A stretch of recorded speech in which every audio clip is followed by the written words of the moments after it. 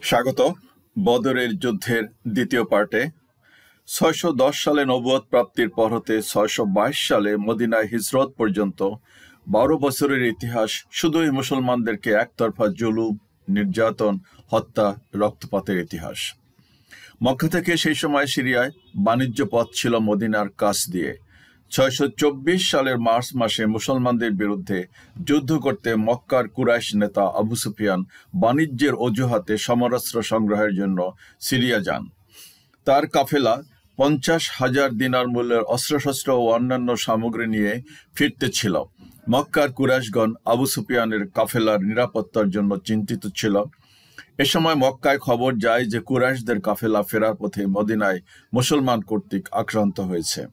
খবরের সত্যতা যাচাই না করেই কুরাইশগণ তাদের নেতা আবু জেহেলের নেতৃত্বে ১,০০০ সৈন্য সামন্ত, অগণিত উট এবং ১০০ ঘোড়া নিয়ে মদিনা আক্রমণে যাত্রা করে। অন্যদিকে আবু সুফিয়ান ভিন্ন পথে যথাসময় মক্কায় পৌঁছে নিরাপদে। আবু জেহেল এ খবর জেনেও মদিনা আক্রমণ করতে অনড় থেকে অগ্রসর হয়। খবরটা তড়িৎ গতিতে মদিনায় মুসলমানদের কাছেও পৌঁছায়। উদ্বিগ্ন নবী মুহাম্মদ সাল্লাল্লাহু আলাইহি সাল্লাম আল্লাহর কাছে আকুল প্রার্থনা করেন করণীয় দিক নির্দেশনা চেয়ে। আল্লাহ আয়াত নাজিল করে বলেন, তোমরা আল্লাহর রাস্তায় যুদ্ধ করো, যারা তোমাদের সাথে যুদ্ধ করে তাদের বিরুদ্ধে, তবে সীমা লঙ্ঘন করো না। সীমা লঙ্ঘনকারীকে আল্লাহ পছন্দ করেন না।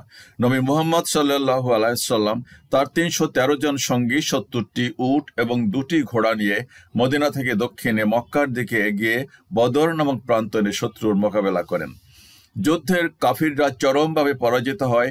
সৈন্য এবং অস্ত্রশস্ত্রে মুসলমানদের চাইতে বহুগুণে বেশি হয়েও শত্রুপক্ষের Abu Jahl, Utba, Umayya, Saiba, Walid ও উকবা ইত্যাদি নেতাসহ মোট ৭০ জন নিহত এবং ৭০ জন বন্দী হয়।